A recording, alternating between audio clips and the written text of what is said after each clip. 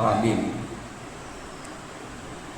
होशे नबी की पुस्तक 8वां अध्याय 1 से लेकर 3 पद पुराने नियम से होशे 8 अध्याय 1 से 3 पद में इस प्रकार से लिखा है, अपने मुंह में नरसिंगा लगा, वह उकाब के समान यहोवा के घर पर झपटेगा, क्योंकि मेरे घर के लोगों ने मेरी वाचा तोड़ी और मेरी व्यवस्था का उल्लंघन किया है।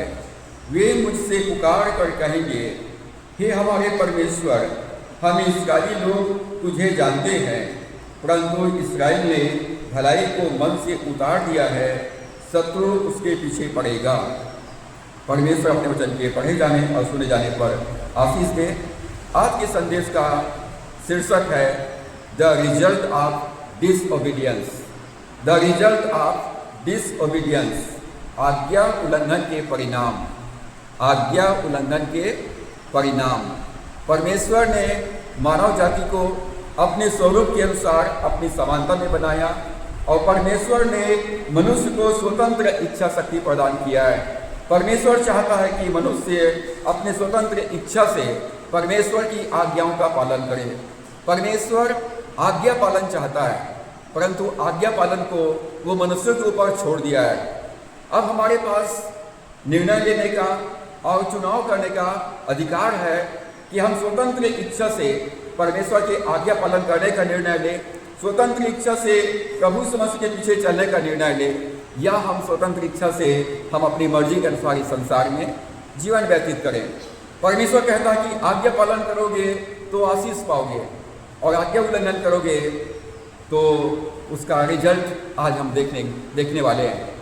यदि हम परमेश्वर की आज्ञाओं को, परमेश्वर के वचनों का उल्लंघन करते हैं, परमेश्वर की व्यवस्था का, परमेश्वर के विधान का हम उल्लंघन करते हैं, तो उसका क्या क्या परिणाम हमारे जीवन में हो सकता है।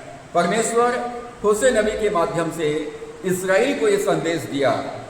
परमेश्वर इस्राएल के पापों के कारण आने वाले न्याय की घोषणा करते हैं। जबकि इस्राएल परमेश्वर का चुना हुआ है, परमेश्वर ने उसको आशीष दिया है, परमेश्वर उससे प्रेम करता है, परंतु परमेश्वर उनके ऊपर न्याय की घोषणा करता है अपने दास होशे के माध्यम से। पहला पद में लिखा है, परमेश्वर होशे से कहता है, अपने मुंह में नरसिंगा लगा। अपने मुंह में नरसिंगा लगा।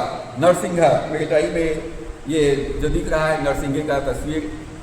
नरसिंगा पुराने नियम में एक चेतावनी और युद्ध के संकेत के रूप में नरसिंगे का उपयोग किया जाता था। जब उनको चेतावनी देना है या युद्ध का संकेत देना है तो नरसिंगा फूंका जाता था। नरसिंगा फूंका गया, इसका मतलब या तो कोई चेतावनी है, कोई संदेश है, या फिर युद्ध का संदेश है। यशायाह उसके 58 अध्याय और उसके पहला पद में भी परमेश्वर यशायाह से कहता है, गला खोल कर पुकार, गला खोल कर पुकार, कुछ ना रख छोड़, नरसिंगे का सा ऊंचा शब्द कर, मेरी प्रजा को उसका अपराध अर्थात याकूब के घराने को उसका पाप जता दे। परमेश्वर यशायाह को कहता कि गला खोल कर पुकार, कुछ भी अपने मन में मत रख, नरसिंगे के समान ऊंचे शब्द से बोल, मेरी प्रजा को अर्थात याकूब को, याकूब के घराने को उसका पाप जता दे। परमेश्वर के वचन स्पष्ट है कि मेरी प्रजा को उनका पाप जता दे। और आज के समय में यदि हम लोगों को सच्चाई बोलें तो उनको बर्दाश्त करना, उसको हजम करना बहुत मुसीबत होता है। और इसीलिए आज के जो प्रचारक हैं, आज के जो भविष्यवक्ता है, वो वही प्रचार करते हैं, वे वही भविष्यवाणी करते हैं जो लोग सुनना पसंद करते हैं। जो लोग सुनना पसंद करते हैं, अच्छी अच्छी बातें, चिकनी चुपड़ी बातें, मीठी मीठी बातें, तरक्की की बातें, उन्नति की बातें, संपन्नता की बातें, विदेश यात्रा की बातें, लोग यही सुनना चाहते हैं। लेकिन परमेश्वर का वचन स्पष्ट है, याकूब के घराने को, मेरी प्रजा इस्राएल के घराने को उनका पाप जता दे। योएल 2 अध्याय और उसके पहला पद में लिखा है, सियोन में नरसिंगा फूंको। सियोन इस्राएल को दर्शाता है। परमेश्वर कहता है कि सियोन में नरसिंगा फूंको, मेरे पवित्र पर्वत पर से सांस बांध कर फूको। मेरे पवित्र पर्वत के ऊपर से सांस बांध कर फूको। देश के सब रहने वाले कांप उठे। ये न्याय की घोषणा के लिए ये तुम्हें फूकने के लिए कहा जा रहा है। सब रहने वाले कांप उठे, क्योंकि यहोवा का दिन आता है, वरन वह निकट ही है। अभी जो समय है वो हमारे लिए समय है, हमारे उद्धार का समय है, हमारे चंगाई का समय है, हमारे छुटकारे का समय है, हमारे लिए इस संसार में परमेश्वर के आज्ञा पालन करने का समय है। लेकिन जो परमेश्वर का समय होगा वो न्याय का समय होगा। तो परमेश्वर कहता है योएल से, सिय्योन में नरसिंगा फूको, मेरे पवित्र पर्वत पर से देश के रहने वालों को चेतावनी दे दो कि यहोवा का दिन निकट है, वरन वो बहुत जल्दी आने वाला है। यहाँ पर नरसिंगे फूकने का अर्थ है भविष्यवक्ता इस होशे को, इस्राएल को परमेश्वर के आने वाले न्याय की चेतावनी देना है। आने वाले न्याय की चेतावनी देना है। बाइबल में लिखा है, यदि एक पिता अपने बच्चे पर छड़ी ना मारे तो वह उसका बैरी है। और जो भी कलीसिया के पास्टर, प्रचारक, भविष्यवक्ता हैं वो आत्मिक पिता है। और यदि वो अपने लोगों को परमेश्वर का वचन सच्चाई से ना बोले, उनको चेतावनी ना दे, तो वो अपने लोगों का दुश्मन है, अपने ही लोगों का दुश्मन है।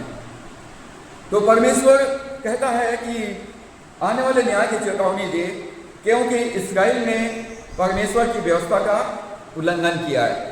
अब ये मैं नहीं कह रहा हूँ, यहाँ पर इस्राएल परमेश्वर की कलीसिया है और मैं और आप परमेश्वर की कलीसिया है।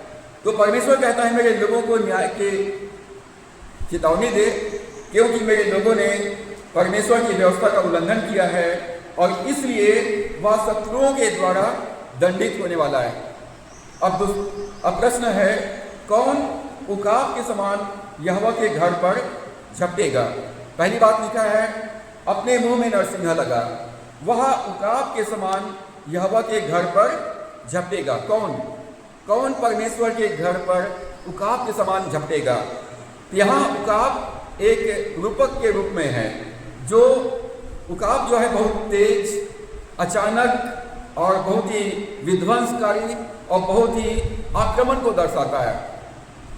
उकाब को पक्षियों का राजा कहा गया है। काफी ऊंचाइयों पर वो उड़ता है, अचानक आक्रमण करता है और विध्वंस मचा देता है। तो यहाँ पर शत्रु का उल्लेख करने के लिए उकाब का वर्णन किया गया है कि जो शत्रु है वो उकाब के रूप में अचानक विध्वंसकारी आक्रमण करेगा।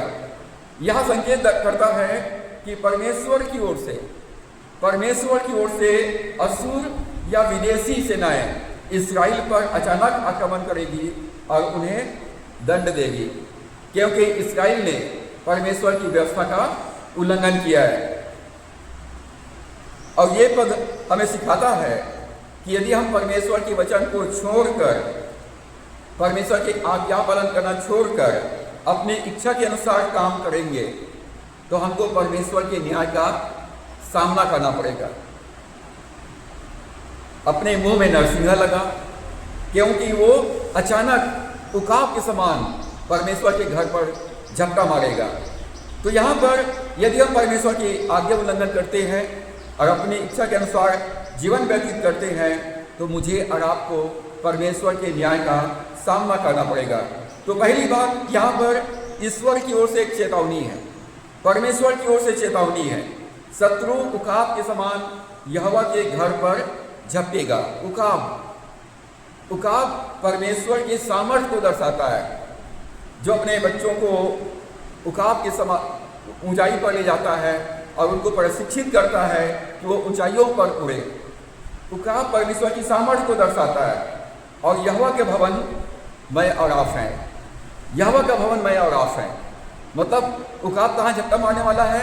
परमेश्वर के घर पर, कलीसिया के ऊपर, परमेश्वर के लोगों के ऊपर, मेरे और आपके जीवन में शत्रु झपटा मारने वाला है। और यहाँ पर उकाब जो है परमेश्वर की सामर्थ्य को दर्शाता है।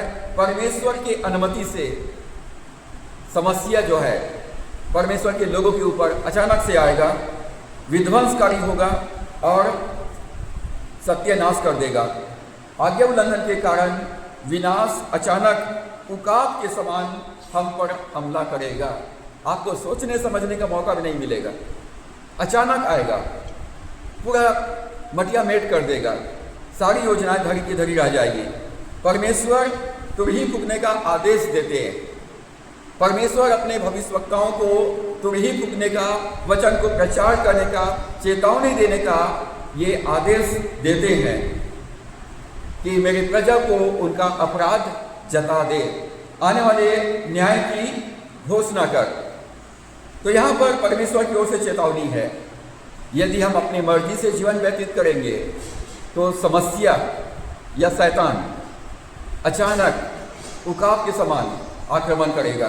दूसरी बात, परमेश्वर का न्याय बहुत निकट है। परमेश्वर का न्याय बहुत निकट है। शत्रु ईश्वर के घर पर आ रहा है। आज समाचारों में आप पढ़ते हैं, सुनते हैं, व्हाट्सएप में देखते हैं, मसीहों के ऊपर सताव हो रहा है, कलीसिया के ऊपर सताव हो रहा है।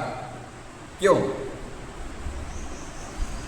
क्या हमारा परमेश्वर इतना कमजोर है कि वो अपने लोगों की रक्षा नहीं कर सकता? क्या हमारा परमेश्वर इतना कमजोर है कि वो शत्रुओं को डांट नहीं लगा सकता? फिर शत्रु क्यों परमेश्वर के लोगों को सता रहा है? क्यों शत्रु परमेश्वर के घर पर हमला कर रहा है? इस पर कोई विचार नहीं कर रहा है। इस पर कोई विचार नहीं कर रहे हैं और नेतागिरी करने निकल गए, जुलूस निकाल लिए, व्हाट्सएप पे मैसेज वायरल कर रहे हैं। आज सबसे ज्यादा बेरोजगारी, सबसे ज्यादा गरीबी और सबसे ज्यादा बीमारी परमेश्वर के लोगों के घरों में पाया जाता है। क्रिश्चियनों के परिवारों में देखने को मिलता है। ऐसा क्यों? परमेश्वर के लोग क्यों दुर्दशा में हैं? परमेश्वर के लोग क्यों आशीषित नहीं हैं? शत्रु क्यों उसके ऊपर मंडरा रहा है? क्योंकि परमेश्वर के लोगों ने परमेश्वर की व्यवस्था को छोड़ दिया है। शत्रु ईश्वर के घर पर आ रहा है और ये इस्राएल के पाप का परिणाम है। यशायाह 13 अध्याय और उसके 6 पद में यशायाह कहता है, हाय हाय करो, हाय हाय करो, क्योंकि यहोवा का दिन समीप है। वह सर्वशक्तिमान की ओर से मानव सत्यानाश करने के लिए आता है। जब तक जल प्रलय नहीं हुआ था तब तक लोग घर बना रहे थे, शादी ब्याह हो रही थी, पार्टी हो रहा था, एंजॉयमेंट हो रहा था। लेकिन जल प्रलय जब आया तो अचानक आया, किसी को संभालने का मौका नहीं मिला, पूरा संसार पानी में डूब के नाश हो गया। यदि हम अपने पापों से मन नहीं फिराते हैं, यदि हम परमेश्वर की आज्ञा पालन नहीं करते, तो शत्रु परमेश्वर की ओर से अचानक से आएगा और पूरे जीवन को सत्यानाश कर देगा एक पल में। तीसरी बात, इस्राएल का विद्रोह, इस्राएल का अनाज्ञाकारिता। परमेश्वर कहता है, क्योंकि मेरे घर के लोगों ने मेरी वाचा तोड़ी और मेरी व्यवस्था का उल्लंघन किया है। परमेश्वर कहता है, मेरे घर के लोगों ने, मेरी प्रजा के लोगों ने मेरी वाचा तोड़ दिया है, एग्रीमेंट तोड़ दिया है, आज्ञा का उल्लंघन किया है, मेरे व्यवस्था को अनुसार चलना छोड़ दिया है। परमेश्वर कहता है, मेरे घर के लोगों ने, मेरी प्रजा के लोगों ने मेरी आज्ञा का उल्लंघन किया है। जब इस्राएली लोग मिस्र देश से निकलने के बाद कनान की यात्रा में थे, तो राजा बालाक ने बिलाम को बुलाया और बिलाम से कहता है कि मैं तुमको धन संपत्ति से आशीषित करूंगा, तुम्हारा प्रतिष्ठा करूंगा। मिस्र देश से एक जाति के लोग आ रहे हैं जिनकी संख्या अनगिनत है। यदि ये लोग मेरे देश पर आक्रमण करेंगे तो मेरे पास इतनी शक्ति नहीं है कि मैं उनका सामना कर सकूं।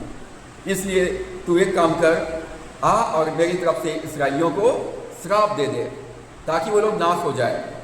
और बिलाम भविष्यवक्ता था, बिलाम जो बोलता था वो होता था, और इसलिए राजा बालाक ने बिलाम को बुलाया और कहा कि मेरी ओर से इस्राएलियों को श्राप दे दे कि वो लोग नाश हो जाए। और बिलाम जो है राजा बालाक के निमंत्रण पर आता है। जब जब बिलाम ने मुंह खोला तो बिलाम ने इस्राएलियों को श्राप देने के बदले में आशीष दिया। परमेश्वर ने बिलाम के मुंह से अपने लोगों को आशीष दिलाया। परमेश्वर जिसको आशीष दे चुका है उनको कोई श्राप नहीं दे सकता है। जिनको परमेश्वर ने सुरक्षा प्रदान किया है उनके ऊपर शत्रु का कोई भी युक्ति सफल नहीं होगा। यदि आप परमेश्वर की आज्ञा पालन करते हैं, परमेश्वर की वचन का पालन करते हैं, तो परमेश्वर कहता है जो तुम्हें छूता है मेरी आंख के पुतले को छूता है। तुम्हारे चारों तरफ मैं अग्नि के समान सहायपना बनकर तुम्हारी रक्षा करूंगा। शत्रु का कोई भी आक्रमण, कोई भी हथियार सफल नहीं होगा। लेकिन यहाँ पर जब बिलाम ने 3 बार आशीष के बदले में, श्राप के बदले में आशीष दिया, तो राजा बालाक बहुत नाराज हुआ। मैं तुमको श्राप देने के लिए बुलाया था और तुम उसको आशीष पर आशीष देने जा रहे हो। मैं तो सोचा था कि तेरी प्रतिष्ठा करूंगा, तेरा अपने देश में सम्मान करूंगा।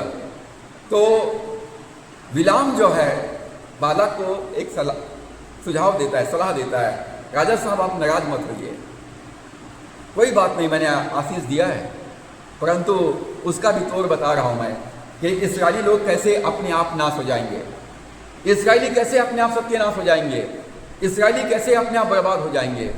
एक काम कर, तू अपने देश के जवान लड़कियों को, कुंवारियों को इस्राएलियों के तंबुओं में भेज कि वो उनके साथ दोस्ती करे, उनके साथ प्रेम करे, उनके साथ विवाह करे और उसके बाद उनको अपने मायके में आने के लिए निमंत्रण दे और अपने घरों में उनके लिए पूजा पाठ करवाए।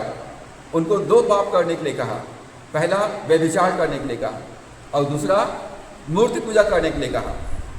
बालाक को बिलाम ने पैसे के लालच में इस्राएलियों के लिए ठोकर का कारण बना। उनको सुझाव दिया यदि इस्राएली परमेश्वर की आज्ञा उल्लंघन करेंगे, यदि वो व्यभिचार करेंगे, यदि वो मूर्ति पूजा करेंगे तो वो ऑटोमेटिक नाश हो जाएंगे। उनको तुमको कुछ करने की ज़रूरत नहीं है, परमेश्वर खुद उनको नाश कर देगा। क्योंकि परमेश्वर ने 10 आज्ञा दिया और 10 आज्ञा में से एक आज्ञा है कि तू व्यभिचार ना करना और तू मुझे छोड़ किसी और को अपना ईश्वर करके ना मानना और ना उनकी उपासना करना। जब इस्राएली लोगों ने बिलाम के सलाह से बालाक ने अपने देश की कुंवारियों को इस्राएलियों के तंबू में भेजा, तो इस्राएलियों ने उनको साथ में दोस्ती किया, उनसे प्रेम किया, शादी ब्याह किया, व्यभिचार के पाप में पड़ गए और उसके बाद उन लड़कियों ने उनको अपने गृह देवताओं की उपासना करने के लिए लेके आए। वो लोग मूर्ति पूजा किए। जैसे ही उन्होंने परमेश्वर की वाचा को तोड़ा, परमेश्वर की व्यवस्था का उल्लंघन किया, उनके बीच में मरी फैल गया, उनके बीच में मरी फैल गया और एक ही दिन में 24,000 लोग मर गए बिना कुछ किए। 24,000 लोग मर गए। यदि हम आज्ञा उल्लंघन करते, चाहे कोई भी क्यों ना हो, यदि परमेश्वर की आज्ञा का उल्लंघन करते हो तो आपको कोई नहीं बचा सकता, कोई भी बचा नहीं सकता है। यदि आप परमेश्वर की आज्ञा पालन करते हो तो कोई आपका बाल बाका नहीं कर सकता है। अब ये आपके ऊपर और मेरे ऊपर निर्भर करता है कि आप किस प्रकार की जिंदगी जीना चाहते हो। आशीषित जीवन, भरपूरी का जीवन, सुरक्षित जीवन जीना चाहते हैं तो परमेश्वर कहता है मैं तुम्हारे साथ में हूँ, मैं तुम्हारे आगे आगे चलूंगा, मैं तुम्हारे चारों तरफ अग्नि के समान सहायपना बनकर तुम्हारी रक्षा करूंगा। और यदि तुम मेरी आज्ञा उल्लंघन करोगे तो सत्यानाश हो जाओगे, तुम्हारा नामो निशान मिट जाएगा। मत्ती 5 अध्याय 19 पद में प्रभु यीशु मसीह ने कहा, जो कोई इन छोटी सी छोटी आज्ञाओं में से किसी एक को तोड़े, वैसे ही लोगों को सिखाए, तो वह स्वर्ग के राज्य में सबसे छोटा कहलाएगा। परंतु जो कोई उन आज्ञाओं का पालन करेगा और उन्हें सिखाएगा, वही स्वर्ग के राज्य में महान कहलाएगा। यदि आप परमेश्वर के वचन का, परमेश्वर की आज्ञाओं का, उसकी व्यवस्था का उल्लंघन करते हैं तो आप इस संसार में सबसे छोटे गिने जाएंगे, तुच्छ गिने जाएंगे। और यदि आप परमेश्वर की आज्ञा पालन करते हैं और आज्ञा पालन करना सिखाते हैं तो परमेश्वर के राज्य में आप महान कहलाएंगे, ग्रेट कहलाएंगे, परमेश्वर के नायक और उसके नायिका कहलाएंगे। तो आपके ऊपर में है कि आप परमेश्वर के राज्य में क्या बनना चाहते हैं। यदि परमेश्वर के राज्य में महान बनना चाहते हैं तो परमेश्वर की वाचा का पालन करें, वचन का पालन करें, अपने परिवार को, अपने लोगों को परमेश्वर की आज्ञा पालन करना सिखाएं। चौथी बात, परमेश्वर कहता है कि मेरे घर के लोगों ने मेरी वाचा तोड़ी, मेरे व्यवस्था का उल्लंघन किया, वे मुझसे पुकार कर कहेंगे, हे हमारे परमेश्वर, हम इस्राएली लोग तुझे जानते हैं, परंतु इस्राएल ने भलाई को मन से उतार दिया है। जब उनके ऊपर विपत्ति आएगा, जब शत्रु उनके ऊपर चढ़ाई करेंगे, जब वो संकट में पड़ेंगे, तब मुझे पुकार कर कहेंगे, हे परमेश्वर, हम इस्राएली लोग हैं, इब्राहिम की प्रजा है, इब्राहिम के संतान हैं, हम तुझको जानते हैं। तो परमेश्वर कहता है शत्रु उसके पीछे पड़ेगा, क्योंकि उन्होंने भलाई को मन से उतार दिया है। कई लोग हैं जो इस संसार में भलाई करना छोड़ दिए, प्रेम करना छोड़ दिए, क्षमा करना छोड़ दिए, सेवा करना छोड़ दिए, आराधना करना छोड़ दिए, बाइबिल पढ़ना छोड़ दिए, चर्च आना छोड़ दिए, परमेश्वर की सेवा में सहभागी होना छोड़ दिए और केवल नाम मात्र का मसीही बन के रह गए। वो कुछ भी सहयोग नहीं करना चाहते, भलाई को मन से उतार दिया है। क्योंकि आपने, परमेश्वर ने मुझे और आपको भले कामों के लिए सृजा है ताकि हम भला करें, और यदि हम भलाई करना जानते हैं और भलाई नहीं करते हैं तो हम पाप करते हैं। तो परमेश्वर कहता है कि वे स्वयं को धोखा दे गए कि मैं क्रिश्चियन हूं, मैं परमेश्वर की संतान हूं, मैं स्वर्ग जाऊंगा, ऐसा सोच करके, ऐसा विश्वास करके यदि वो जीवन व्यतीत करता है और परमेश्वर की आज्ञा पालन नहीं करता है, सेवा का काम नहीं करता है, भलाई का काम नहीं करता है, तो वो अपने आप को धोखा दे रहा है, अपने आप को धोखा दे रहा है। पद 2 में लिखा है, वे मुझे पुकार कर कहेंगे, हे हमारे परमेश्वर, हम इस्राएली लोग तुझे जानते हैं। क्रिश्चियन लोगों को बड़ा घमंड है, मैं तो जन्म से ईसाई हूं। हकीकत यह है कोई यीशु मसीह के बारे में ABCD नहीं जानते। बहुत सारे लोग पास्टर, प्रचारक और भविष्यवक्ता बन गए, लेकिन वो यीशु मसीह के बारे में कुछ भी नहीं जानते। और इस कारण शत्रु शैतान को मौका मिलता है कि परमेश्वर के लोगों के ऊपर आक्रमण करें। इस्राएल कहता है वो परमेश्वर को जानता है। आप कहते मैं ईसाई हूं, आप कहते मैं क्रिश्चियन हूं, मैं यीशु मसीह के पीछे चलने वाला हूं, मैं क्रूस को लेकर संसार को छोड़कर चलने वाला व्यक्ति हूं, मैं प्रेम करने वाला, क्षमा करने वाला, सेवा करने वाला, भलाई करने वाला व्यक्ति हूं, लेकिन अपने कार्यों से और अपने व्यवहार से आप परमेश्वर के चरित्र का विरोध करते हैं, भलाई करना छोड़ दिए। इस्राएल कहता है वो परमेश्वर को जानता है, परंतु उसके कार्य कुछ और बताते हैं। इस्राएल ने भलाई को मन से उतार दिया है। वो लोग चिल्लाकर बोलेंगे, चिल्लाकर दहाड़ कर बोलेंगे, हम तो इस्राएली हैं, हम तो क्रिश्चियन हैं। हे परमेश्वर, हम इस्राएली लोग तुझे जानते हैं, हम जीवते परमेश्वर के मानने वाले हैं। प्रभु यीशु मसीह ने मत्ती 15 अध्याय के 8 पद में उस समय के जो शास्त्री, फरीसी, यहूदी लोग थे, प्रभु ने उनसे कहा मत्ती 15 के 8 में, ये लोग ओठों से तो मेरी आदर करते हैं, परंतु उनका मन मुझसे दूर रहता है। ओठों से आदर करते हैं और इनका मन मुझसे दूर रहता है। मतलब दिखावा करते हैं, ढोंग करते हैं, मतलब मन कुछ और का है, मन में कुछ और है और बाहर कुछ और करते हैं। ऐसे लोगों को क्या बोलते हैं? ढोंगी, ढोंग करने वाला, दिखावा करने वाला, एक्टिंग करने वाला। जैसे नाटक होता है ना, नाटक, ड्रामा, उसमें या फिल्म में या धारावाहिक में जो कलाकार है वो लोग क्या करते हैं? केवल ढोंग कर रहे हैं, राजा होने का ढोंग कर रहे हैं, रानी होने का ढोंग कर रहे हैं, विजेता होने का ढोंग कर रहे हैं। वास्तव में वो है क्या? वो केवल एक कलाकार है, वो केवल दिखावा कर रहा है, लेकिन वास्तव में वैसा नहीं है। दिखावा करना, ढोंग करना, अभिनय करना। तो क्रिश्चियन लोग क्या कर रहे हैं? केवल ढोंग कर रहे हैं, केवल दिखावा कर रहे हैं, केवल दिखावा कर रहे हैं। ऐसे लोगों को कपटी कहा गया है। हे शास्त्री फरीसी तुम पढ़ाए, मन में कुछ और मुंह में कुछ और। हमारे कार्यों से हम प्रभु मसीह के चरित्र को, उसके प्रेम को, उसकी क्षमा को, उसकी स्वभाव को प्रकट नहीं कर सकते हैं।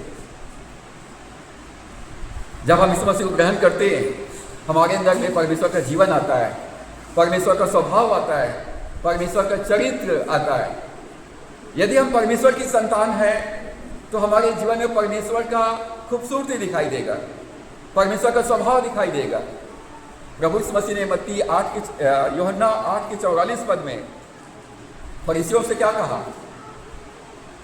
तुम अपने पिता शैतान से हो। प्रभु यीशु मसीह ने अन्य जातियों से नहीं कहा, फरीसी लोगों से, धार्मिक अगुओं से, धर्मी लोगों से कहा कि तुम अपने पिता शैतान से हो और अपने पिता की लालसा को पूरा करने में लगे रहते हो। जब हम क्रिश्चियन होते हुए भी हम प्रभु के वचन का पालन नहीं करते तो हम केवल दिखावा कर रहे हैं, अपने आप को धोखा दे रहे हैं। और यदि संसार से आप छोड़ते हैं तो स्वर्ग में कोई जगह मिलने वाला नहीं है, क्योंकि यीशु मसीह ने कहा, मैं खुल के कह दूंगा कि मैं तुमको नहीं जानता। हे कुकर्म करने वालों, मेरे सामने से दूर हो जाओ। तो क्या कुकर्म किया था इन्होंने जिससे प्रभु उनको स्पष्ट बोल देगा कि मैं तुमको नहीं जानता? क्या कुकर्म किया था? इन्होंने भलाई को अपने मन से उतार दिया था, परमेश्वर की आज्ञा का उल्लंघन किया था, वचन का पालन नहीं किया था। और इस कारण प्रभु यीशु मसीह कहते हैं कि जो मुझे हे प्रभु कहते हैं और मेरे पिता की इच्छा का पालन नहीं करते, मेरे वचन का पालन नहीं करते, उनमें से कोई भी परमेश्वर के राज्य में प्रवेश नहीं कर सकता है। तो इस्राएली लोग अपने आप को धोखा दे रहे थे। आज क्रिश्चियन लोग बड़े धोखे में हैं कि हम मरेंगे तो स्वर्ग में जाएंगे, सब नरक में जा रहे हैं। क्यों? क्योंकि कोई भी परमेश्वर का भय नहीं मानता है, कोई परमेश्वर के आज्ञाओं का पालन नहीं करता है। आज के जितने भी पास्टर, प्रचारक, भविष्यवक्ता है, वो कोई परमेश्वर के वचन की घोषणा नहीं करना चाहता, न्याय की बात तो बिल्कुल नहीं बोलना चाहता है, सच्चाई बोलना ही नहीं चाहते हैं। क्यों नहीं बोलना चाहते हैं? क्योंकि लोग सुनना नहीं चाहते हैं, लोग सुनना ही नहीं चाहते सच्चाई को। और इसलिए बोलते तुम बाइबल मत पढ़ो, बस हम दान भेजो, हम आपके लिए प्रार्थना करेंगे, तुमको आशीष मिल जाएगी। और इस प्रकार का ढोंगी लोग चारों तरफ फैल गए, धोखा दे रहे हैं और धोखा ले रहे हैं। और प्रभु कहता है कि मैं इन्हें नहीं जानता हूं। हमारे बाहर की धार्मिकता और आंतरिक पाप, हम बाहर से तो धार्मिक दिखाई देते हैं, बाहर से तो हम धार्मिकता का ढोंग करते हैं, लेकिन हमारे मनों में सड़ाहट, गंदगी, बदबू भरा हुआ है। ये कैसे मालूम होता है कि हमारे अंदर में गंदगी या सड़ाहट भरा हुआ है? तुम्हारी बोली तुम्हारा भेद खोल देता है। आपके बोली, आपका वचन, आपके अस्तित्व, आपके भीतरी स्वभाव को प्रकट कर देता है कि तुम्हारे मन में क्या है। जो मन में है वही मुंह में आता है। हम बाहर से तो ढोंग करते हैं, दिखावा करते हैं कि हम बहुत धर्मी हैं, हम परमेश्वर के संतान हैं, क्रिश्चियन हैं, प्रभु यीशु मसीह के पीछे चलने वाले हैं, लेकिन हकीकत में मन में क्या भरा हुआ है? सड़ाहट, गंदगी भरा हुआ है। और इस कारण शत्रु अचानक उकाब के समान परमेश्वर के लोगों के ऊपर झपटा मारने वाला है। पहला शमूएल 16 अध्याय 17 पद में लिखा है, मनुष्य तो बाहर का रूप देखता है, परंतु यहोवा की दृष्टि मन पर रहती है। मनुष्य लोग क्या देखते हैं? हमारे हाइट, हमारा हेल्थ, हमारी सुंदरता, हमारे कपड़े, हमारे गहने, हमारे घर, हमारी मोटर कार, हमारी धन दौलत, हमारी शिक्षा, ये सब को देखते हैं। लेकिन परमेश्वर क्या देखता है? हमारे मन को देखता है, हमारे हृदय को देखता है कि हमारे हृदय में परमेश्वर के लिए कितना जगह है, हमारे हृदय में परमेश्वर के लिए कितना प्यार है, हमारे हृदय में परमेश्वर की आज्ञा पालन करने के लिए कितना इच्छा है। बाहरी धार्मिकता और आंतरिक पाप, केवल शब्दों से परमेश्वर को जानने का दावा करते हैं, केवल शब्दों से, केवल शब्दों से बोलते कि हम परमेश्वर पर विश्वास करते हैं और अपने कर्मों से इनकार करते हैं, अपने कार्यों से, व्यवहार से उसका इनकार करते हैं। इस कारण परमेश्वर के घर पर शत्रु जो है उकाब के समान झपटा मारने वाला है।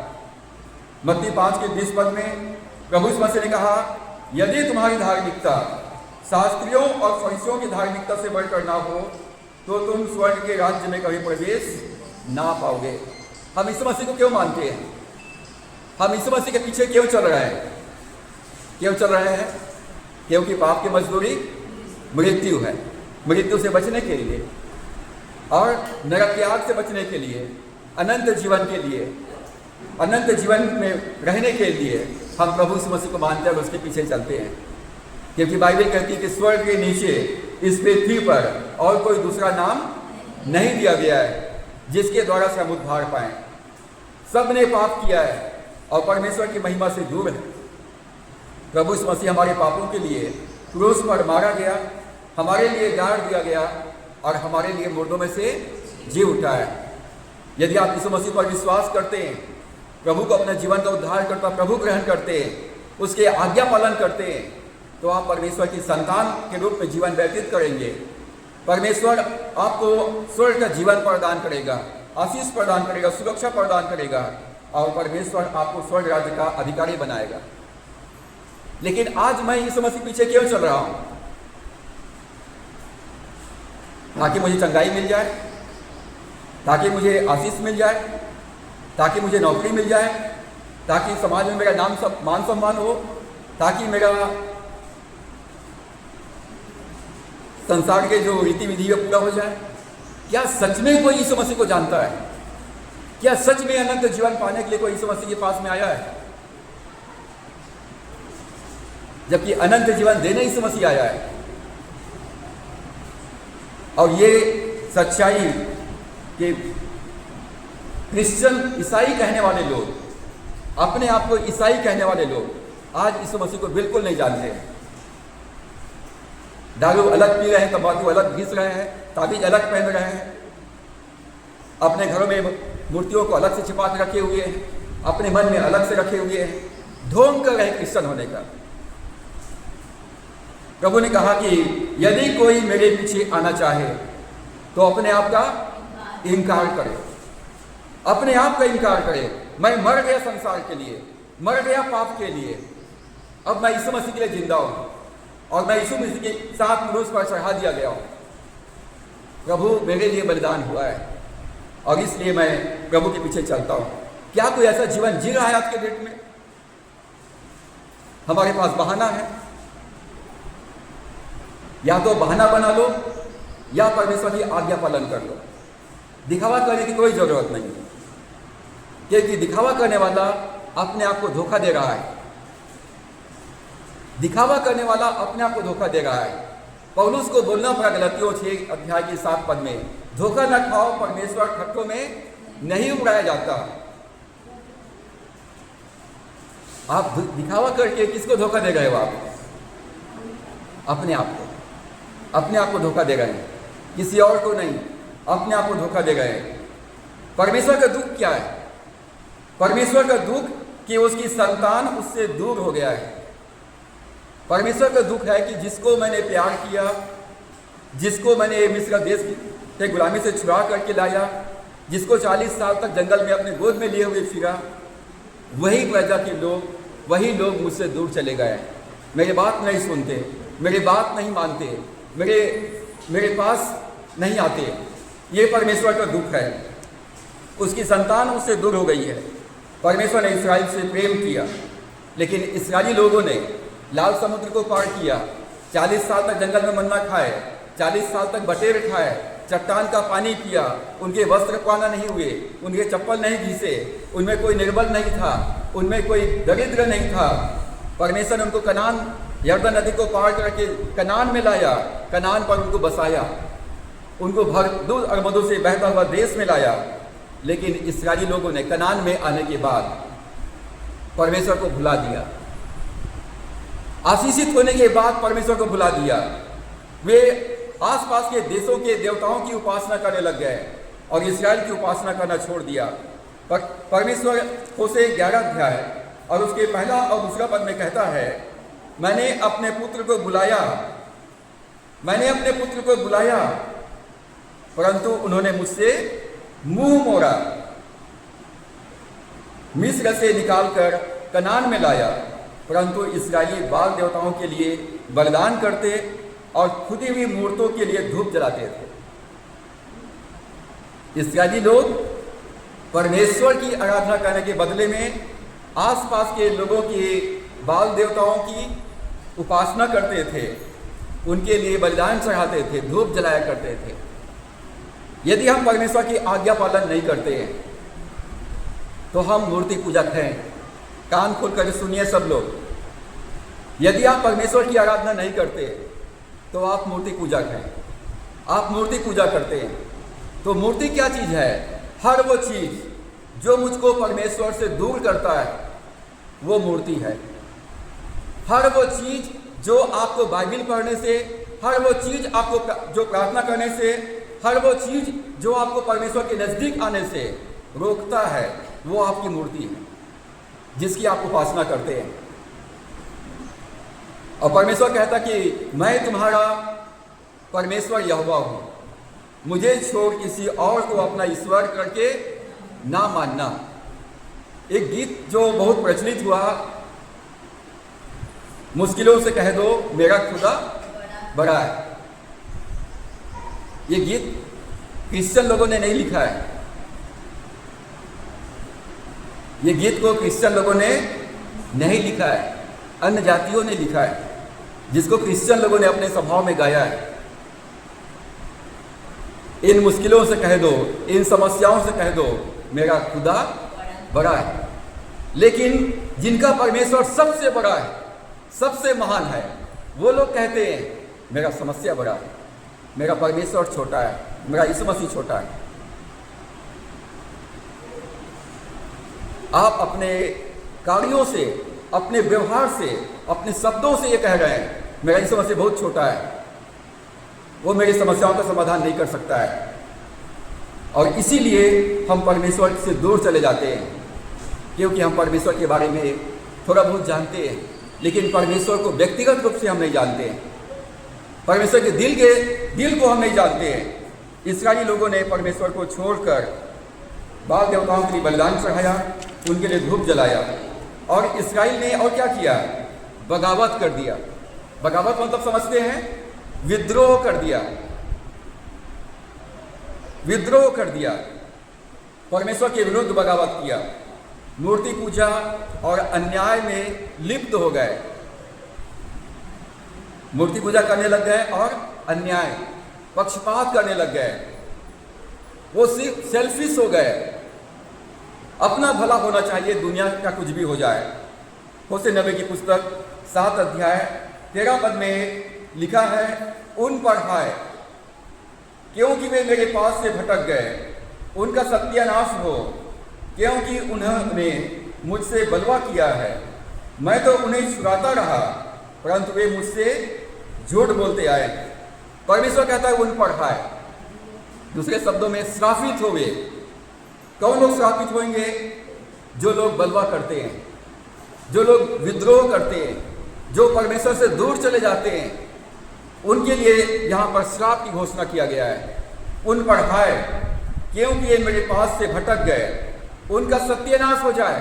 ये वचन में लिखा हुआ है, उनका सत्यानाश हो, क्योंकि उन्होंने मुझसे बलवा किया है। परमेश्वर कहता है मैं तो उन्हें छुड़ाता रहा, परंतु वे मुझसे झूठ बोलते आए, मुझसे झूठ बोलते आए। उन्होंने क्या झूठ बोला है? परमेश्वर हम तो आपकी प्रजा है, हम तो इब्राहिम की संतान है, हम तो इस्राएली हैं, हम तो आपकी प्रजा है, आपकी संतान है, आपकी उपासना करते हैं, लेकिन अपने मन में मूर्ति लेके चल रहे थे।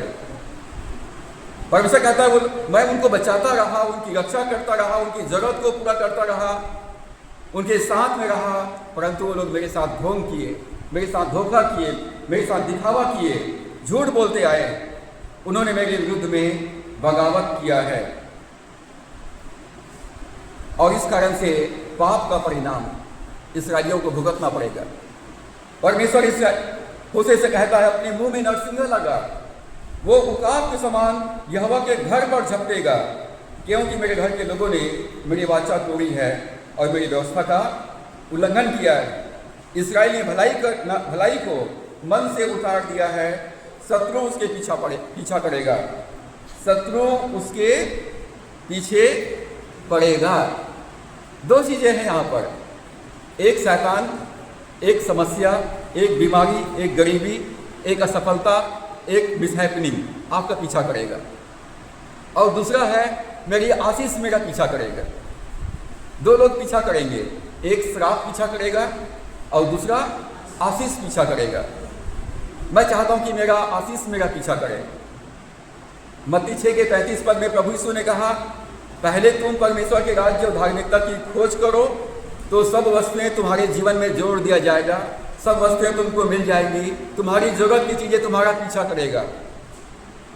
जैसे छोटे बच्चों के लिए खाना लेके उनकी माँ पीछे पीछे भागते हैं ना, ले बेटा खा ले, ले बेटा खा ले, ले बेटा खा ले, वैसी परमेश्वर की आशीषें हमारा पीछा करेगा, सफलता हमारा पीछा करेगा, उन्नति हमारा पीछा करेगा। और यदि आज्ञा उल्लंघन करते हैं तो श्राप, गरीबी, बीमारी, असफलता, कंगालीपन, ये आपका पीछा करेगा। आप कहीं भी चले जाओ, शैतान हाथ धो के आपके पीछे पड़ा रहेगा। आप जहां जहां जाएंगे समस्या आपके साथ साथ पहले पहुंच जाएगा वहां पर। तो यहां पर इस्राएलियों के लिए परमेश्वर का संदेश है कि तुमने मेरे पीछे चलना छोड़ दिया है, मेरी सेवा करना छोड़ दिया है, भलाई को मन से उतार दिया है, इसलिए शत्रु तुम्हारे पीछे पड़ा रहेगा, और तब तक पड़ा रहेगा जब तक कि तुम सत्यानाश ना हो जाओ। मत्ती 6:23 में लिखा है, पाप की मजदूरी मृत्यु है। पाप की मजदूरी मृत्यु है। पाप मृत्यु लाता है, हमारी आत्मा का, हमारे प्राण का और हमारे शरीर का मृत्यु लाता है। तीन चीज़ की मृत्यु होती है, हमारी आत्मा, हमारे प्राण और हमारे शरीर का। यदि श्राप लगा हुआ है तो आप कितना भी आप इलाज करवा लो, कितना भी दवाई खा लो, ठीक होने वाले नहीं हो।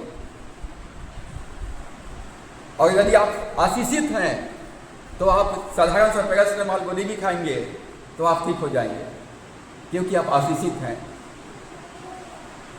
गिनती 32:23 में मूसा के माध्यम से परमेश्वर ने इस्राएलियों से कहा, जान रखो कि तुमको तुम्हारा पाप लगेगा। हम क्या सोचते हैं, जब हम भलाई का काम करते हैं, भला काम करते हैं या दान करते हैं, तो हम लोग चाहते हैं कि सब लोग जानें, सब लोग देखें, सब लोग हमको अच्छा कहें, सब लोग हमारी तारीफ करें, सब लोग हमको धन्यवाद करें। और जब पाप करते हैं तब क्या सोचते हैं, जब हम पाप करते हैं तब क्या सोचते हैं, गलती करते हैं तो क्या सोचते हैं कि हमको कोई ना देखे। जब आप पाप करते हो तो परमेश्वर देखता है, परमेश्वर की आंखें लगी रहती है, स्वर्गदूत देख रहे होते हैं, पवित्र आत्मा देख रहा होता है। आप परमेश्वर की नज़रों से छिप नहीं सकते। और इसलिए इस्राएलियों से कहा, जान रखो तुमको तुम्हारा पाप लगेगा। वो शत्रु के समान तुम्हारा पीछा करता रहेगा, वो तुमको खून के समान खा जाएगा। तो पाप जो है ये पीछा करता है, खा जाएगा खून के समान। खून क्या करता है, अंदर घुस जाता है और पूरा अंदर से खोखला कर देता है, कमजोर कर देता है, सारी शक्ति छीन हो जाता है। नहूम 1:2 में लिखा है, यहोवा जल उठने वाला, बदला लेने वाला ईश्वर है। यहोवा अपने द्रोहियों से बदला लेता है और अपने शत्रुओं का पाप नहीं भूलता। परमेश्वर अपने विद्रोहियों का, अपने शत्रुओं का पाप को कभी नहीं भूलता है। परमेश्वर का न्याय उनके ऊपर बरकरार रहता है। और इसलिए यहेजकेल ने 18:20 में कहा, जो प्राणी पाप करे वो मरेगा, जो प्राणी पाप करे वो मरेगा। पाप का परिणाम बहुत ही भयंकर है, पाप का परिणाम बहुत ज़्यादा भयंकर है।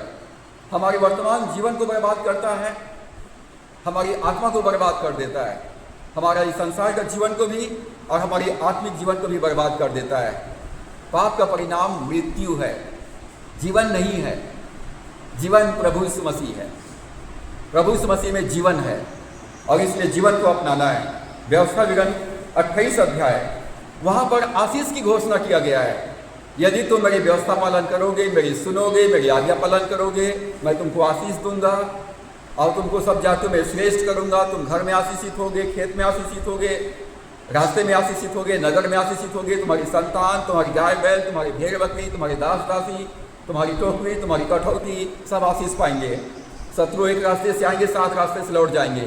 जितने कामों में तुम हाथ बढ़ाओगे तुमको आशीष मिलेगी। तुमको कभी किसी से उधार लेना नहीं पड़ेगा। परमेश्वर स्वर्ग से तुम पर आशीष देगा। परमेश्वर तुमको पूंछ नहीं सिर बनाएगा। इतने सारे ब्लेसिंग्स परमेश्वर ने अपने लोगों के लिए दिया है। परंतु उसके बाद 68 पद है, वहाँ पर श्राप की घोषणा किया गया है। परंतु व्यवस्था 28 के 15 पद में, परंतु यदि तू अपने परमेश्वर यहोवा की बात ना सुने और उसकी सब आज्ञाओं और विधियों को ना माने तो श्राप तुम पर आ पड़ेंगे और तुझे लगे रहेंगे।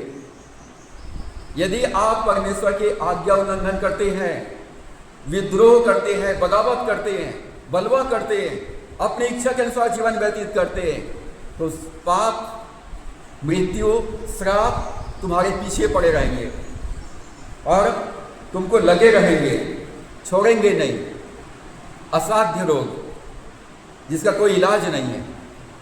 नीति वचन 13 अध्याय 21 पद में लिखा है, बुराई पापियों का पीछा करती है। बुरा, मिसहैपनिंग, बुरी घटनाएं, बुरी बातें किसका पीछा करता है? पापी लोगों का। पापी कौन? जो परमेश्वर की व्यवस्था का पालन नहीं करता वो पापी है। जो परमेश्वर के वचन का पालन नहीं करता वे सब पापी हैं। चाहे वो कितने भी सज्जन हो, कितना भी सुंदर हो, कितना भी अच्छे हो, परमेश्वर के आज्ञा पालन नहीं करता, वचन को पालन नहीं करता, वो पापी है। क्योंकि व्यवस्था का उल्लंघन करना पाप है। बुराई पापियों का पीछा करती है, परंतु धर्मियों को अच्छा प्रतिफल मिलता है। धर्मियों का प्रतिफल, परमेश्वर कहता है, I am your very great reward. मैं तुम्हारा अत्यंत बड़ा प्रतिफल हूँ। यदि आप प्रभु यीशु मसीह के पीछे चलते हैं, वचन का पालन करते हैं, परमेश्वर की आज्ञा पालन करते हैं, तो परमेश्वर की ओर से आशीषित होंगे, परमेश्वर की ओर से प्रतिफल मिलेगा। परमेश्वर प्रेमी है, प्रेम करता है। ये एक पहलू है परमेश्वर का। दूसरा पहलू है, परमेश्वर न्यायी है। वो शत्रुओं का पाप नहीं भूलता और पाप करने वालों को दंड मिलेगा। पाप की मजदूरी मृत्यु है, परंतु परमेश्वर प्रेमी है। इसीलिए परमेश्वर ने मनुष्य को बचाने के लिए दंड को स्वयं अपने ऊपर लिया। अपने इकलौता पुत्र यीशु मसीह को इस संसार में भेजा। प्रभु यीशु मसीह ने हम सब के दंड को अपने ऊपर ले लिया। प्रभु यीशु मसीह हमारे लिए प्रायश्चित किया, हमारे लिए पाप की मजदूरी मृत्यु को सह लिया। और यदि हम अपने पापों से मन फिराते हैं, अपने पापों से पश्चाताप करते हैं, प्रभु यीशु मसीह के पीछे चलने का निर्णय लेते हैं, तो प्रभु यीशु मसीह में हमारे पाप क्षमा होते हैं। प्रभु यीशु मसीह में हमारे श्राप के बंधन से हम आज़ाद होते हैं। प्रभु यीशु मसीह में हम नरक के बंधन से आज़ाद होते हैं, मृत्यु के बंधन से आज़ाद होते हैं, शत्रु के बंधन से आज़ाद हो जाते हैं और हमारे जीवन में हमारी आत्मा का पुनरुत्थान हो जाता है।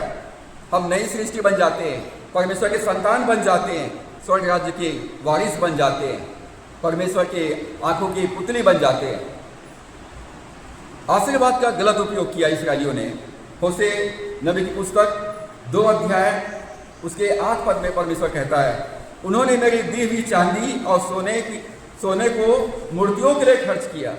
जब इसराइली लोग मिस्र देश में निकले तो वो लोग खाली हाथ नहीं निकले थे। अपने साथ सोना, चांदी, गहने और बहुमूल्य वस्त्र लेकर के आए थे और उन्होंने मिस्रियों से मांग कर लाए थे। परमेश्वर ने इसराइलियों को सोना चांदी दिला कर लाया था।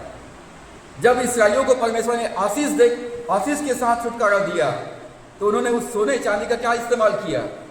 उन सोना चांदी का उन्होंने मूर्ति बनाकर पूजा पाठ करने लग गए। जब आपको रोजगार मिला, जब आपको नौकरी मिला, जब आपको बिजनेस में तरक्की मिला, उसका पूजा करने लग गए, मेरा ड्यूटी है, मेरा नौकरी है, मेरा व्यवसाय है। और जब आपके पास नहीं था तो परमेश्वर के सामने बैठकर रो रहे थे, परमेश्वर मुझको नौकरी दे दे, मुझे काम दे दे। और जब काम मिल गया तो परमेश्वर को भुला दिया। इस्राएलियों के साथ यही समस्या थी। इस्राएली लोग मिस्र देश में गुलामी में थे, उनसे जबरदस्ती काम करवाया जा रहा था। परमेश्वर उनको आजाद किया, शत्रुओं को नाश कर दिया, सोना चांदी दिला करके लाया, आशीष दे करके लाया परमेश्वर ने। और जब उनका छुटकारा हुआ, जब वो लोग कनान देश में प्रवेश किए, परमेश्वर को भुला दिया, परमेश्वर के आशीर्वाद का गलत उपयोग किया। उन्होंने सोने चांदी का मूर्ति बना करके पर उसकी उपासना करने लग गए। परमेश्वर ने इस्राएल को आशीष दिया और उन्होंने उस आशीष को अपनी मर्जी के अनुसार जीवन व्यतीत करने के लिए खर्च किया। आज क्रिश्चियनों के लिए ये दंड क्यों है? परमेश्वर का न्याय परमेश्वर के लोगों के लिए क्यों है? क्योंकि परमेश्वर के लोगों ने, जो अपने आप को क्रिश्चियन कहते हैं, परमेश्वर के संतान कहते हैं, परमेश्वर के दास और दासी कहते हैं, भलाई को मन से उतार दिया है।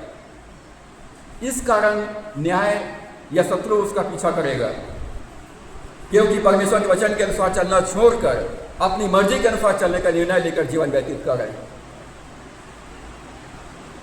होशे नबी की पुस्तक 8 अध्याय 4 पद में लिखा है, वे राजाओं को ठहराते रहे।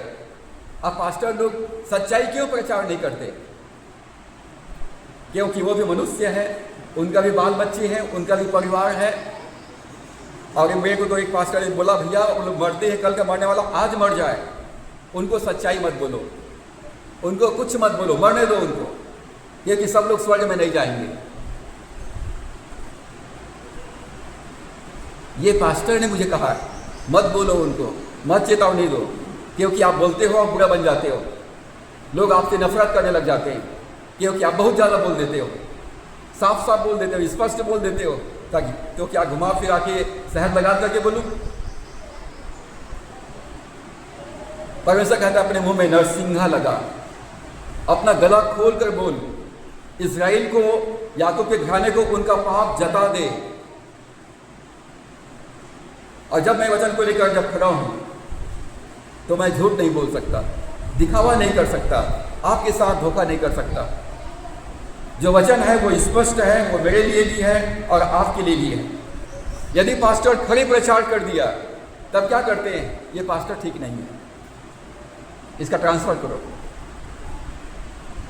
और अपनी मर्जी से अपने इच्छा के अनुसार चलने वाला अगुआ बुला लेते हैं, जो उनका गुलाम बन करके रहे, जो उनके बातों को सुने, उनकी बातों को माने। आज कलीसिया ऐसे पास्टर चाहते हैं जो उनका गुलाम बन करके रहे, जो वो बोले वो करे। पास्टर परमेश्वर का प्रतिनिधि होता है, परमेश्वर का सहकर्मी होता है, और एक पास्टर का कर्तव्य है, एक वॉचमैन का कर्तव्य है कि परमेश्वर की वाणी सुने, परमेश्वर की आवाज़ को सुने और उसकी प्रजा को परमेश्वर का संदेश स्पष्ट रीति से दे। यह उसकी जिम्मेदारी है। अब उसको मानना नहीं मानना ये कलीसिया का, परमेश्वर के लोगों का जिम्मेदारी है। मेरा जिम्मेदारी यहाँ पर समाप्त हो जाता है। वचन को मानना नहीं मानना वो आपकी जिम्मेदारी है। परमेश्वर कहता है, यदि मैं दुष्ट से कहूँ कि तू अपने दुष्टता में मर जाएगा, और यदि तू उसको न चीता है तो वो तो पाप करता हुआ मर जाएगा, परंतु उसके खून का लेखा मैं तुझसे लूँगा, क्योंकि तू जानता था कि वो पाप करते हुए मर जाएगा और तुमने उसको नहीं चिताया, इसलिए उसके अधर्म का दंड अब तू भुगतेगा। उसका लेखा उसका हिसाब मैं तुझसे लूँगा। और इसलिए बहुत ज़रूरी है कि हम वार्निंग दें, चिताएं एक दूसरे को। परमेश्वर के न्याय परमेश्वर के लोगों के ऊपर आने वाला है। वे राजाओं को ठहराते रहे, परंतु मेरी इच्छा से नहीं। वे हाकिमों को भी ठहराते रहे, परंतु मेरे अनजाने में। परमेश्वर कहता है, ये लोग मेरी इच्छा के बिना अपने लिए राजा बना रहे हैं, अपने लिए अधिकारी बना रहे हैं। अगुओं ने लोगों को भटका दिया है। आज चर्च क्लब बन गया है, इंटरटेनमेंट, मनोरंजन का साधन। बड़े अच्छे गीत संगीत, बड़े अच्छा खाना पीना, मजा आना चाहिए। सम्मान कर रहे हैं लोगों का, बच्चों का, बुजुर्गों का। क्या वो सम्मान के लायक है? वो यीशु मसीह के लिए क्या किया है जिसने उसका सम्मान कर रहे हो आप? कलीसिया के लिए क्या किया है? प्रभु यीशु मसीह के लिए क्या किया है उसने? लेकिन नहीं, उनको तो खुश करना है हमको। बुजुर्ग है, 70 साल हो गया है, आज ये चल रहा है कलीसियाओं में, केवल एक मनोरंजन का साधन बन के रह गया है। परमेश्वर अपने मंदिर में नहीं है और इसलिए उकाब के समान शत्रु परमेश्वर के भवन पर आक्रमण कर रहा है। जो आप फेसबुक में, यूट्यूब में और व्हाट्सएप में जो देख रहे हो ना, कलीसिया के ऊपर आक्रमण क्यों हो रहा है, अन्य जाति के लोग क्यों आक्रमण कर रहे हैं, उसका जवाब यही है। भलाई को मन से उतार दिया है, अपनी मर्जी के अनुसार चल रहे हैं। कोई अनुशासित होना नहीं चाहता है, कोई डिसिप्लिन में रहना नहीं चाहते हैं। अगुओं ने लोगों को भटका दिया। उनके पाप के कारण पूरा जाति, पूरा समाज, पूरी कलीसिया प्रभावित होता है। दूसरा तीमुथियुस 4:3 में लिखा है, ऐसा समय आएगा जब लोग खरा उपदेश ना सुन सकेंगे। ऐसा समय आने वाला है और वो समय अभी का है जब लोग सच्चाई बर्दाश्त नहीं कर पाएंगे। सच्चाई बोलोगे तो लोग सहन नहीं कर पाते हैं, सच्चाई को सह नहीं पाते हैं। कानों की खुजली के कारण अपनी अभिलाषाओं के अनुसार अपने लिए बहुत से उपदेशक बटोर लेंगे। ये भविष्यवाणी पौलुस प्रेरित ने प्रथम शताब्दी में ही कह दिया, लिख दिया है। अंत के दिनों में या आने वाले दिनों में ऐसा समय आएगा जब लोग सच्चाई को बर्दाश्त नहीं कर पाएंगे और अपने लिए बहुत सारे उपदेशक बटोर लेंगे, इकट्ठा कर लेंगे अपनी कानों की खुजली के लिए। और वो उपदेशक बड़े इंटरटेनमेंट करेंगे, मनोरंजन करेंगे, मज़ा आएगा बहुत। मज़ा नहीं आना चाहिए, आपका आत्मा घायल होना चाहिए, आपकी दिल टूटना चाहिए, आपकी आंखों से आंसू आना चाहिए कि आपने परमेश्वर के आज्ञा का पालन नहीं किया, इतने दिन तक ईश्वर से दूर रहे। सच्चाई का अभाव, ये लोग बदवा क्यों कर रहे हैं, विद्रोह क्यों कर रहे हैं, आज्ञा का उल्लंघन क्यों कर रहे हैं? होशे नबी की पुस्तक 4 उसके 6 में लिखा है, मेरे ज्ञान के न होने से मेरी प्रजा नष्ट हो गई। मेरे ज्ञान की कमी के कारण मेरी प्रजा नष्ट हो गई। तुम मेरे ज्ञान को तुच्छ जाना है, तुमने मेरे ज्ञान को तुच्छ जाना है, इसलिए मैं तुझे अपना याजक रहने के अयोग्य ठहराऊंगा। परमेश्वर कहता है, मेरा वचन को अपनी आंखों से हटने मत देना, रात दिन इस पर ध्यान करते रहना, जो कुछ इसमें लिखा है उसका पालन करना, मैं तुमको आशीष दूंगा, तुमको सफल करूंगा, तुम्हें फलवंत करूंगा। लेकिन हमको बाइबल पढ़ना नहीं है। यदि बाइबल खोलने के लिए कहूँगा तो 1 घंटा लग जाएगा आपको खोलने के लिए, क्योंकि बाइबल तो हाथ में है लेकिन बाइबल के अंदर से कभी गुजरे ही नहीं है आप, बाइबल के लाइनों से कभी गुजरे नहीं है, वचन याद ही नहीं है आपको, परमेश्वर को जानते ही नहीं है। और इस कारण से परमेश्वर कहता है, मेरे ज्ञान के ना होने से मेरी प्रजा नष्ट हो गई। तूने मेरे ज्ञान को तुच्छ जाना है। इस्राएलियों ने, क्रिश्चियनों ने परमेश्वर के वचन को तुच्छ जाना है, परमेश्वर की आज्ञा पालन करने को तुच्छ जाना है, परमेश्वर की सेवा करने को तुच्छ जाना है। और इसलिए परमेश्वर ने आशीष पाने के लिए आपको तुच्छ जाना है। आपकी प्रार्थना को उत्तर क्यों नहीं मिलता, आशीष क्यों नहीं मिलता? जो बातें परमेश्वर ने कहा अपने वचन में, वो प्रतिज्ञा हमारे जीवन में क्यों देखने को नहीं मिलता है? क्योंकि आपने परमेश्वर के वचन को, परमेश्वर की सेवा को तुच्छ जाना है। इसलिए परमेश्वर ने आशीष पाने के लिए अयोग्य जाना है। परमेश्वर को वास्तव में जानने की कमी हमारी असफलता का, हमारी समस्याओं का जड़ है। परमेश्वर चाहता कि हम उसको जानें। यूहन्ना 17:3 में प्रभु यीशु मसीह ने कहा, तुझ अद्वैत परमेश्वर को और मुझ यीशु मसीह को जिसे तूने भेजा है जाने, क्योंकि यही अनंत जीवन है। अनंत जीवन क्या है? परमेश्वर को जानना और प्रभु यीशु मसीह को जानना, यही अनंत जीवन है। हम दोनों को नहीं जानते हैं और इसलिए अपने मर्जी के अनुसार चल रहे हैं। पास्टर कुछ भी बोले हमको मानना नहीं है। बाइबल में कुछ भी बातें लिखा हुआ हो, हमको उसका पालन नहीं करना है। बस हमारा धार्मिकता पूरा कर दो, रीति रिवाज पूरा कर दो, इतना काम है पादरी साहब आपका, आगे और कुछ मत बोलो, नहीं तो हम चर्च छोड़ के चले जाएंगे। नहीं तो हम चर्च ही नहीं आएंगे। आज ये चल रहा है, तो मैं ऐसा क्यों गलती करूँगा? जो पादरी ने मुझे सलाह दिया वो बहुत सही है, मरने वाला मर जाए, मेरा बाप का क्या जाएगा? मैं क्यों बोल के बुरा बनूँ? शहद लगा करके, हंस के, मुस्कुरा करके बढ़िया मीठी मीठी बातें करूँगा, आप भी खुश, मैं भी खुश। तो ये पेट पालने वाले सेवक लोग करेंगे ऐसा काम। मैं पेट पालने के लिए ये काम नहीं कर रहा हूँ। परमेश्वर ने चुना इसलिए मैं आया, परमेश्वर ने नियुक्त किया इसलिए यहाँ पर हूँ, परमेश्वर ने मुझे ये समय दिया इसलिए मैं बोल रहा हूँ। और सच्चाई को मैं अपने अंदर नहीं रख सकता। परमेश्वर बोलता है अपने गला खोल, चिल्ला कर बोल, उनको उनका पाप जता दे। परमेश्वर को वास्तव में जानने की कमी केवल धार्मिकता को पूरा करने से या धार्मिक दिखावे से कोई लाभ नहीं है। प्रभु ने मत्ती 5 में कहा, तुम दिखाने के लिए प्रार्थना मत करना, दिखाने के लिए दान मत करना, दिखाने के लिए भेंट मत चढ़ाना, दिखाने के लिए उपवास मत करना, क्योंकि परमेश्वर मन को देखता है।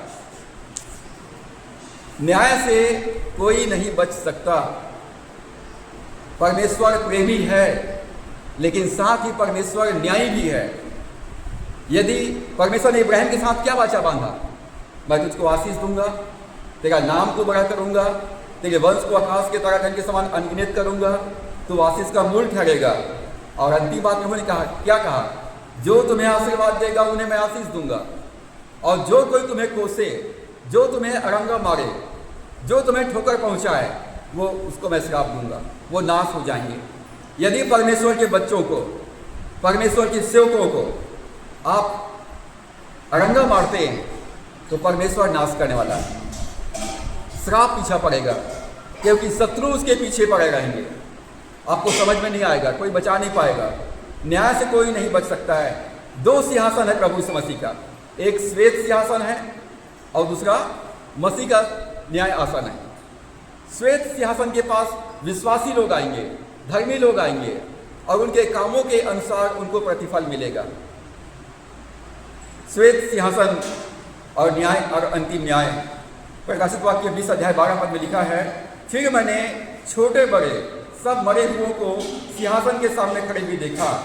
पुस्तकें खोली गई और फिर एक और पुस्तक खोली गई, अर्थात जीवन की पुस्तक। और जैसा उन पुस्तकों में लिखा हुआ था वैसा ही उनके कामों के अनुसार मरे हुओं का न्याय किया गया। सब लोग जो मर गए हैं वो सब जी उठेंगे, धर्मी लोग, अधर्मी लोग, सब लोग श्वेत सिंहासन के सामने खड़े होंगे, और उनके कामों के अनुसार जो उन्होंने प्रकट रूप में और जो गुप्त रूप में किए उनका न्याय किया जाएगा। और आपके कामों के अनुसार जो इस संसार में रहकर कर्म किए आपको प्रतिफल देगा। तो हम इस समस्या से कैसे बच सकते हैं? शत्रु जबकि हमारे ऊपर आक्रमण करने वाला है, वो आपके समान अचानक सत्यानाश करने के लिए हमारे ऊपर मंडरा रहा है, तो ऐसी परिस्थिति में मुझको और आपको क्या करना चाहिए? उसका उपाय है पश्चाताप करना। मत्ती 3 अध्याय के 2 पद में यूहन्ना ने कहा, मन फिराओ, क्योंकि परमेश्वर का राज्य निकट आ गया है। प्रभु यीशु मसीह ने कहा मन फिराओ, पौलुस ने कहा मन फिराओ, पतरस ने कहा मन फिराओ, पुराने नियम के सारे भविष्यवक्ताओं ने कहा मन फिराओ, अपने पापों से मन फिराओ, मरे हुए कामों से मन फिराओ, यीशु मसीह पर विश्वास करो। हमने गीत गाया ना, यीशु के पीछे मैं चलने लगा। I have decided to follow Jesus. मैंने निर्णय लिया है कि मैं यीशु के पीछे चलूंगा, ये मेरा निर्णय है, और अंतिम सांसों तक मैं यीशु के पीछे चलूंगा, ये मेरा निर्णय है। अब इस यीशु मसीह के पीछे चलूंगा तो यीशु मसीह का जो रास्ता है वो कांटों का रास्ता है। इसमें कुर्बानी है, इसमें त्याग है, इसमें निंदा और अपमान भी है, और इसमें सम्मान भी है। यदि यीशु मसीह के साथ दुखों में सहभागी होते हैं तो आप उसके साथ महिमा में भी सहभागी होंगे। मन फिराओ, क्योंकि स्वर्ग राज्य निकट आ गया है। होशे 6 अध्याय उसके 2 पद में लिखा है, आओ हम ज्ञान ढूंढें, पुरन यहोवा का ज्ञान प्राप्त करने के लिए यत्न करें। आओ हम परमेश्वर का ज्ञान ढूंढें और उसके लिए कोशिश भी करें। कितने लोग रोज 1 घंटा परमेश्वर के साथ समय व्यतीत करते हैं? बाइबिल पढ़ने में और प्रार्थना करने में अपने अपने जीवन में कितने लोग सुबह उठकर बाइबिल पढ़ते हैं सबसे पहले, कितने लोग घुटना टेक कर परमेश्वर से रोज प्रार्थना करते हैं, और कितने लोग जो पढ़ा उसका पालन करते हैं। पढ़ तो लेते हैं, प्रार्थना भी कर लेते हैं, कितने लोग वो वचन जो पढ़ा उसका पालन करते हैं अपने जीवन में। आज मैं जो प्रचार कर रहा हूँ, ये पिछले दिनों में मैंने इसको पढ़ा और परमेश्वर ने कहा मेरे लोगों को इसको बता। ये मैसेज 15 दिन पहले से ही मैंने डायरी में नोट करके रखा हुआ था, लेकिन मैं बोला परमेश्वर बहुत कठिन प्रचार है, मैं कब प्रचार करूंगा। तो परमेश्वर ने कहा आज है वो समय। परमेश्वर ने कहा ये लिख के रख ले, मैंने लिख के रख लिया था। कब बोलना है मैं बताऊंगा तुम्हें। पश्चाताप की जरूरत है, यत्न करना है, प्रयत्न। मैंने रात और दिन बाइबिल पढ़ा है, डे एंड नाइट, सुबह 4 बजे रात से रात 10 बजे तक, पूरे काम धंधा छोड़ के, पढ़ाई छोड़ करके कई सालों तक पढ़ा है। तब ये वचन के अंदर का परमेश्वर, अंदर का यीशु मसीह मुझसे बात करता है और मैं उसको जान पाता हूँ, उसके प्रबंध को मैं जान पाता हूँ। ऊपर से यदि मैं धर्मी दिखावा करता तो मैं यीशु मसीह बारे में कुछ नहीं जानता और लोगों के पास में रोता गाता फिरते गाता। लेकिन परमेश्वर को जानना है तो परमेश्वर का ज्ञान ढूंढें, उसके लिए यत्न भी करें। केवल परमेश्वर की ओर लौटने से उद्धार संभव है। मूसा ने इस्राएलियों से कहा था व्यवस्था विवरण 4 अध्याय के 30 पद में, अंत के दिनों में जब तुम संकट में पड़ो और ये सब विपत्तियां तुम पर आ पड़ेंगी, तब तुम अपने परमेश्वर यहोवा की ओर फिरो और उसकी मानना। जब समस्याओं में पड़ जाओ, परीक्षाओं में पड़ जाओ, तो क्या करना है? वो समय है कि हम अपने पापों से पश्चाताप करें, वो समय है कि हम परमेश्वर के करीब आए, वो समय है कि हम परमेश्वर से क्षमा मांगें, वो समय है कि अपने जीवन को परमेश्वर के हाथों में सौंपें और निर्णय लें, प्रभु मेरे गुनाहों को माफ़ कर, आज से मैं तेरे पीछे चलूँगा। आज के समय के लिए हमारे लिए क्या संदेश है? परमेश्वर ने होशे से कहा, अपने मुंह में नरसिंगा लगा, क्योंकि शत्रु उकाब के समान यहोवा के घर पर झपटेगा, क्योंकि मेरे घर के लोगों ने मेरी वाचा तोड़ी, मेरी व्यवस्था को उल्लंघन किया है। इस्राएलियों ने भलाई को मन से उतार दिया है, शत्रु उसके पीछे पड़ेगा। तो आज इस वचन से मेरे लिए क्या संदेश है? मेरे लिए संदेश ये है कि मैं इस संदेश को दोनों कान खोलकर गंभीरता से सुनूं, अपने अंदर में 7 गांठ बांध करके रखूं और मैं इस वचन के अनुसार अपने जीवन का आकलन करूं। यदि मैं आज्ञा उल्लंघन करता हूं तो श्राप पीछा करेगा, आज्ञा पालन करता हूं तो भलाई, आशीष, समृद्धि, उन्नति, सफलता, भरपूरी मेरा पीछा करेगा। हमें परमेश्वर के वचन को गंभीरता से लेना चाहिए। बाहरी धार्मिकता से हृदय की सच्चाई महत्वपूर्ण है। बाहरी धार्मिकता, रीति रिवाज को पूरा करके क्रिश्चियन बनने से कोई लाभ नहीं है। बहुत सारे जवान हैं जिनको बपतिस्मा देने के बाद चर्च में कभी दिखाई नहीं दिए। बहुत सारे जवान हैं शादी के बाद कभी दिखाई नहीं दिए। बहुत सारे बच्चे हैं जो अर्पण के बाद कभी दिखाई नहीं दिए। केवल रीति रिवाज को पूरा करके क्रिश्चियन होने का घमंड करते हैं, जबकि उनके अंदर में क्रिश्चियनिटी का ABCD भी नहीं है। इन सारे समस्याओं का समाधान पवित्र आत्मा इस्राएलियों से बार बार देता रहा। इब्रानियों 3 अध्याय के 15 पद में लिखा है, यदि आज तुम उसका शब्द सुनो, यदि आज तुम उसका शब्द सुनो तो अपने मनों को कठोर ना करो। कोई चीज़ बहुत कठोर होता है, तो कठोर को कैसे तोड़ना, तो कैसे तोड़ेंगे? हथौड़ी से नहीं टूटेगा, घन से भी नहीं टूटेगा, तब क्या लगाना पड़ेगा? उसमें डायनामाइट लगाना पड़ेगा, तभी टूटेगा वो। तो हमारा जो हृदय है ना, वो एकदम वज्र के समान कठोर कर लिए है। कैसा किए हैं? एकदम वज्र के समान। तो परमेश्वर बोलता है इसको तो बदलना पड़ेगा यार, चेंज करना पड़ेगा, क्योंकि यदि मैं घन मारूंगा तो हृदय पर तो पूरा धूल में मिल जाओगे। तो परमेश्वर कहता है मैं तुमको नया मन और नया हृदय देता हूँ, तुम्हारे पत्थर का हृदय ट्रांसप्लांट कर देता हूँ। तो परमेश्वर से कह दो, प्रभु मुझे अपना हृदय दे दे कि मैं तेरे जैसा प्यार कर सकूँ, तेरे जैसा विश्वास कर सकूँ, तेरे जैसा गीत गा सकूँ, तेरे जैसा सेवा कर सकूँ, तेरे जैसा बोल सकूँ। परमेश्वर कहे, परमेश्वर मुझको नया मन और न्याय हृदय प्रदान कर। प्रभु यीशु मसीह में इसका समाधान है। प्रभु ने कहा, मार्ग, सच्चाई और जीवन मैं ही हूँ, बिना मेरे द्वारा कोई पिता परमेश्वर के पास नहीं पहुँच सकता। प्रभु यीशु मसीह अपने लोगों का उनके पापों से उद्धार करने के लिए आया है, उनको बचाने के लिए आया है। केवल प्रभु यीशु मसीह ही हमको आने वाले न्याय से, आने वाले दंड से और नरक की आग से बचा सकता है। केवल प्रभु यीशु मसीह ही नरक के दंड से मुझे और आपको बचा सकता है। तो अपने जीवन के हर क्षेत्र में परमेश्वर को जाने, जीवन के हर क्षेत्र में परमेश्वर को जाने और जीवन की हर परिस्थितियों में प्रभु यीशु मसीह के पीछे चलने का निर्णय लें। यशायाह पहला अध्याय 19 और 20 पद में परमेश्वर यशायाह के द्वारा से कहता है, यदि तुम आज्ञाकारी होकर मेरी मानोगे तो इस देश में बसे रहोगे और चिकने चिकने उत्तम उत्तम पदार्थ खाने पाओगे।